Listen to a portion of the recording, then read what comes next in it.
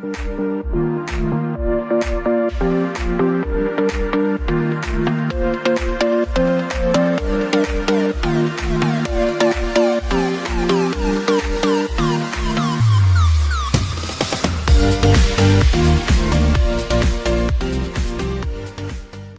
friends, I am Shivaji Bhaskar, Assistant Professor of Russian at the School of Foreign Languages, IGNOU. I welcome you all to this course, Basics of Russian Communication Skills Part 1.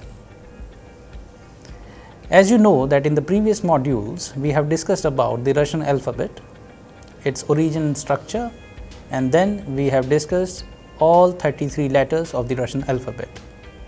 We further distinguished them as vowels and consonants and sign. As you are already aware that with the help of certain examples, we have covered all the 33 letters of the Russian alphabet, and to make you aware of the sound pattern of these particular letters, we have given you certain examples of combination of vowels and consonants and vowels together. So, I hope that now you must be having a fair idea about that how the Russian phonetics work.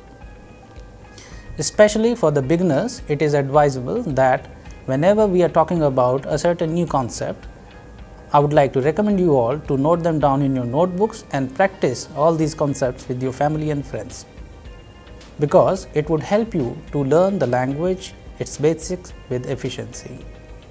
Alright, now we will be discussing about certain new more combinations of such sounds, where we will be finding certain combinations of vowels and consonants and vowels together. As you remember that our purpose is that we are introducing you to these vowels and consonants as different units, and then when combined together, and certainly after combining together 2 or 3 letters, we are having certain words. Why it is important? Because in the communication, whenever we are having a combination of vowels and consonants, and then we have words, and then we can only make a sentence. So, this is the normal procedure how do we communicate in Russian. So, now we have this new concept with us. We will be discussing about this concept, and now let us go ahead and learn about voiced and voiceless consonants. As it is already known to you that in Russian we have 21 consonants, but they are further categorized into voiced and voiceless. How do we define voiced and voiceless consonants? As you know that out of 33 letters we have 21 consonants and 10 vowels, and consonants are further classified as voiced and voiceless consonants. But to identify them, there is a technique. So, I would like to discuss this particular technique and concept with you all, so that you make no mistake in identifying all these voiced or voiceless consonants with efficiency. So, let us go ahead and find these consonants. If we look at the screen, we have certain consonants with us. For example, letters F, V, S, Z and L. But at the same time, we are also going to talk about a very specific letter of the Russian alphabet, U. U. If you remember, in the previous module, we have discussed about letter U, which can be found in a word of Russian language like riba. Riba. So, there you can say that letter U has a specific sound when pronounced individually, but when you have this particular sound in a word, the sound might or might not differ. But in certain cases, in certain words, they might sound like U as U in riba. So, it is a simple exercise that even if you are not looking at the screen, just listening to certain words, you will find and you would know that which letter actually helping in formation of that particular word. And if you remember, we also discussed in our previous modules about certain concepts like the role of stress or udarение and intonation. These are the certain concepts which we need to always keep in our mind when we are learning Russian language. Alright, so we will go ahead and discuss a few more sounds, but before that let us go back to the previous part and look at the sound U, which is a vowel sound. And if you remember, in the initial stages when we marked vowels and consonants and signs with certain colors, it was only so that you can remember which one is what. And now all the letters are being used with black color, but since you have been practicing them with efficiency, I hope that you remember all these letters very well. So after that we have consonant sounds: F, V, S, Z and letter L. Alright, so I would like to recommend you all to keep practicing and note them down in your notebooks, so that you have no issues at all while noting them down or pronouncing them, in order to have a good grip over the Russian basics.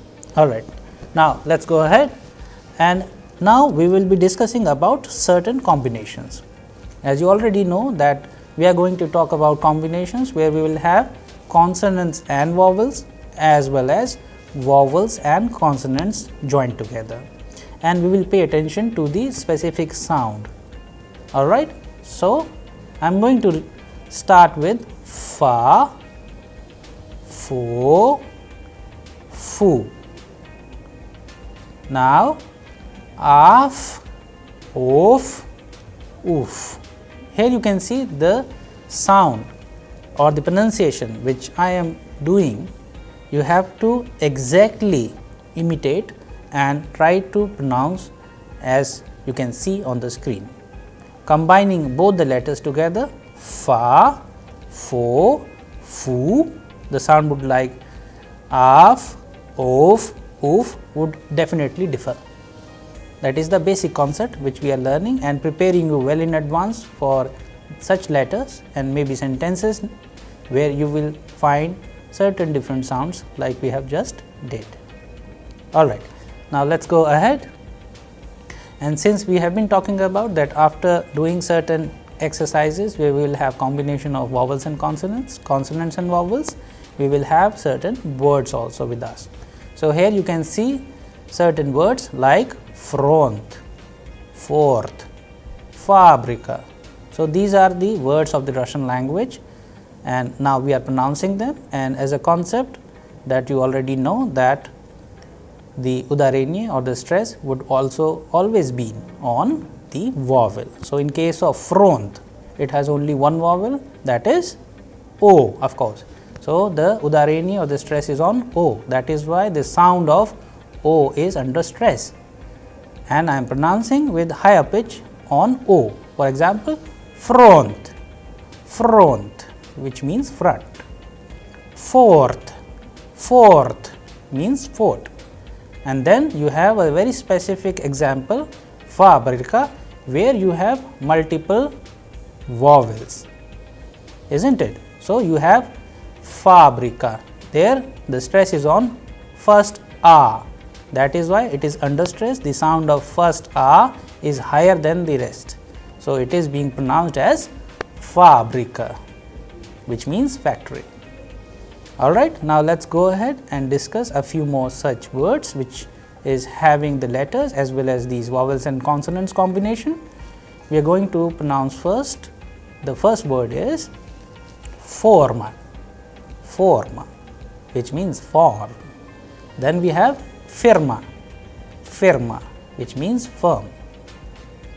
Then we have figura, figura, which means figure, and in this specific case you can see the udarenie is on U, U, figura, that is why the sound of U is higher. Alright, so I would like all of you to keep in your mind the basic concept of stress in the initial stage. Absolutely, we will be only doing such examples where we have this sign on the words where the vowel is there, but in the later stages you might not find them. So it is a matter of practicing, remembering the concept well, so that you prepare yourself well in advance in order to communicate in Russian in a very efficient manner. All right. Okay. Now, we will go ahead. Let us see a few more such examples. Now, we are having combination of vowel and consonants, consonants and vowels again together. Let us see what do we have here. We have va, vo and vu. Likewise, we have fa, fo and fu. Okay. All right. Now, let us go ahead. Here again, as methodologically we are going to have certain words. So, the words are vot, vor, vodka, vada, vino. I would like to recommend you all to pay attention to the certain tone and texture. You may find that there are certain words where the pitch of the sound is rising in the center or at the end or in the beginning. For example, in the first word it is rising in the center, vot, vor. But in the next word, vodka, it is rising in the beginning, vodka. But in the word vada, it is rising at the end because the udarenya is on a, not on o. So, vada, and that is why the sound of o is coming like a, and I am pronouncing like vada. All right. And in case of vino, it is again on o and it is being pronounced as vino. So, the end of the word which is having this vowel o is rising. All right. Okay, let us go ahead. Let us see what do we have. We have certain new other words with us, that is dva, dvor, trava, davno, pravda and bukva. Okay. Let us go back again, look at the previous part. Here we have the words which we have just did. Now, understand the meaning in English. Vot means here, vor means thief, vodka, it is a drink's name, vodka, which is very popular in Russia. Then vada means water and vino means wine. Here we have certain other words with us like dva, dvor, trava, davno, pravda and bukva.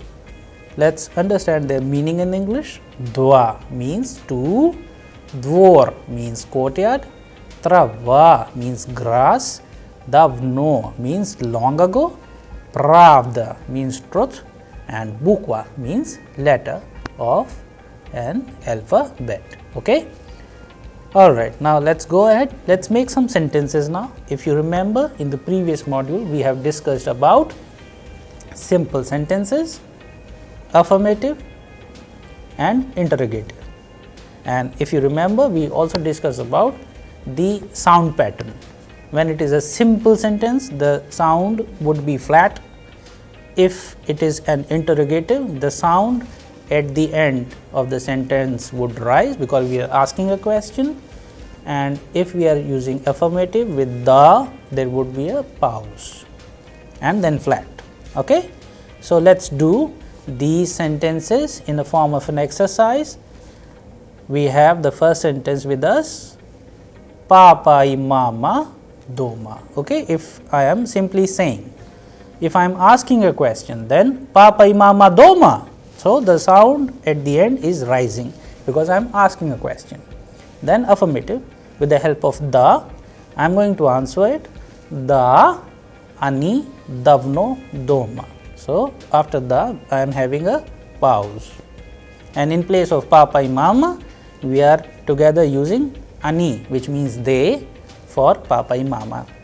Okay. Now, the last one, papa y mama davno doma. It is a very simple statement, simple sentence, that is why the sound is flat. All right. Now, let us go ahead and look at certain other combinations where we are having other letters as consonants and vowels, vowels and consonants in a combination. We have sa, so, su, as, os, us. All right. Let us go ahead and see a few more examples where we will find new words in Russian. so that you can also build up your own vocabulary in order to communicate with your family and friends, in order to understand the basics of Russian efficiently and then further communicate with them. So, we have nos, вопрос, восток, kiosk. Okay. So, you can see that when I am pronouncing these words, I am also stressing a certain, whether in center, in the beginning or at the end, depending upon the position of the vowels. And as we are pronouncing, I would also like you to pay attention to the pronunciation part as well as writing them down, so that you understand it properly. All right. Now, let us repeat once again: nos, вопрос, восток, and kiosk. And now, let us learn about their meaning in English. Nos means nose, вопрос means question, most means bridge, восток means east, and kiosk, which means kiosk, a small shop. All right. Now, let us go ahead and look at a few more such examples. Store, stall, soak, soup. Store means 100, stole means table, soak means juice, soup means soup. So, here you have seen that the role of Udarenya is falling onto O when we are pronouncing store. When we are pronouncing stole, it is again on O. Same is the case in soak, and on U when we are pronouncing the word soup. All right. So, you can also note them down and read. Now, we are having a set of a few more words from Russian language. We will see how to pronounce them and their meaning. So, we have Moskva. Moskva, it is the capital of Russia, also known as Moscow in English. Doska, strana, toska, sprava, prosta, and spasiba. So, Moscow is Moskva, doska means board, strana means country, toska means grief, sprava means to the right of, prosta means simple, and spasiba means thank you. So, these are the basic concepts which you also need to always keep in your mind. If you remember, in the previous module we have covered one special word which we will be using more often than rest of is privyet, privyet, which means hello, and likewise you will also use most oftenly the word spasiba, which means thank you.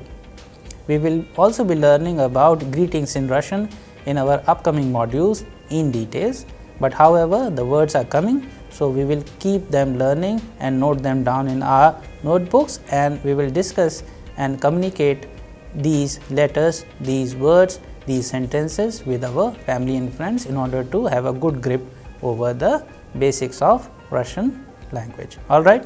Now, let us go ahead.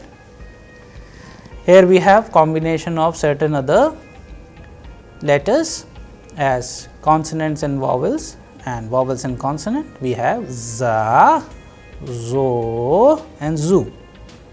So, here we have certain other words from Russian language. We will pay attention to how to pronounce them and will be knowing their meaning as well. Okay? So, we have words like zond, zvuk, zima, and zapark. The meaning of zond is umbrella, zvuk means sound, zima means winter, and zapark means zoo. All right. Okay, now let us go ahead and see a few more such words. It's vaza, roza, fizika, vniz. Vaza means vas, roza means rose, fizika means physics, and vniz means below. Okay? All right. Now, we are going to cover a few more such words, so that in order to learn Russian language smoothly, you are also having your vocabulary ready, so that when communicating you are having your own set of words with you. So, the new words are zerkla, sumka, ozera and Asia. Zerkala means mirror, Sumka means bag, ozera means lake and Asia means Asia. Alright, since we have already covered a few words, now we will be using these words in our sentences. Okay? And as you already know that while making sentences, we have a certain set pattern. So, I would recommend you all to pay attention to these important aspects. So, the first sentence is "Это дом, тут двор, справа дорога, там мост." Second sentence is "Вот комната, тут доска и карта, справа окно, тут ваза, там роза." So, if you pay attention to these particular sound patterns, since we are making a set of words using them in a form of a sentence, and then we are also using certain directions like тут, там, okay, sprava. So, these are the concepts which you will be learning in details in the upcoming modules, but here we would like you to pay attention to the basic concept that how to form a sentence. For example, the first one, "Это дом," this is a house, "Тут двор," "Справа дорога," "Там мост."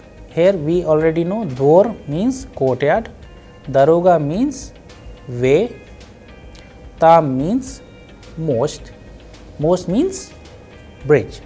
Then we have what komnata, komnata means room, тут доска и карта, доска means blackboard, карта means map, справа окно, окно means window, тут ваза, vasa means vase, we have just did in the previous part, and tam rosa, rosa means rose.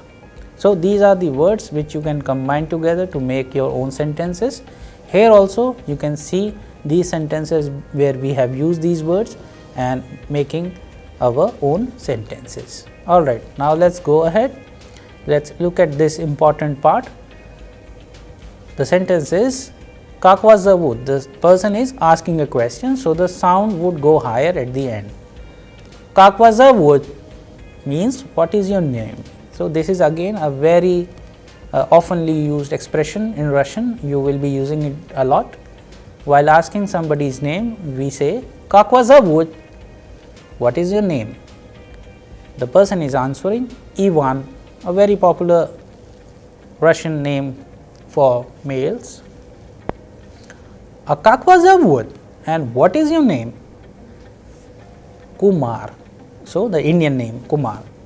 Let us assume that it is a meeting between a Russian and an Indian, but it is a very brief introduction.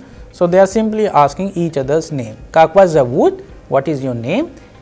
We can also say "Меня зовут Ivan," but just to simplify the learning, we are just starting with the name Ivan. Ivan is asking a question now to Kumar, "А как вас зовут?" and what is your name? Then Kumar, who is an Indian, is answering "Меня зовут Kumar," but here just to simplify the method, we are saying only Kumar. Okay? So, you can also make your own sentences. For example, if you are meeting Anton and if your name is Anil, you can say "Как вас зовут?" The person would reply "Меня зовут Anton," and then Anton would ask what is your name? "Как вас зовут?" Then you would say "Меня зовут Anil." So, likewise you can have numerous examples where you can use names and which is being used in your family, among your friends, and make your own sentences. There can be numerous examples of that. Alright. Okay, now let us go ahead. Now, we are going to venture into the basic concept which we started in our module, voicing and devoicing. Alright. So, the devoicing of consonants, we will discuss about it in Russian language. That in Russian, voice consonants, there are certain consonants like de, be, ge, ve, ze. Okay? Whereas the devoiced consonants, they are pronounced as te, pe, ke, f, and S. So, when ending there would sound like there, ending be would sound like pe, ending ge would sound like ke, ending we would sound like f, and ending z would sound like s. Now, this is a very basic concept we are going to discuss in details now. So, this is for further, it is a combination, it is a kind of a that this concept works always together. So, let us see how it works in the next part with the help of certain examples.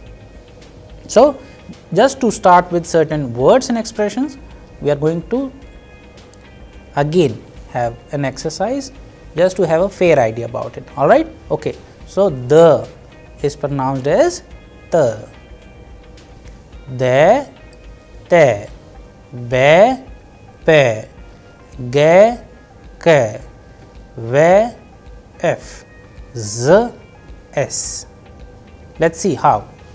In the next part, we have certain words with us like god, sat, rat, gorat, zapat. Here the word is ending with de, god, but if you are pronouncing and pay attention minutely, then you would hear the sound of te, not de. So, it is changing into te.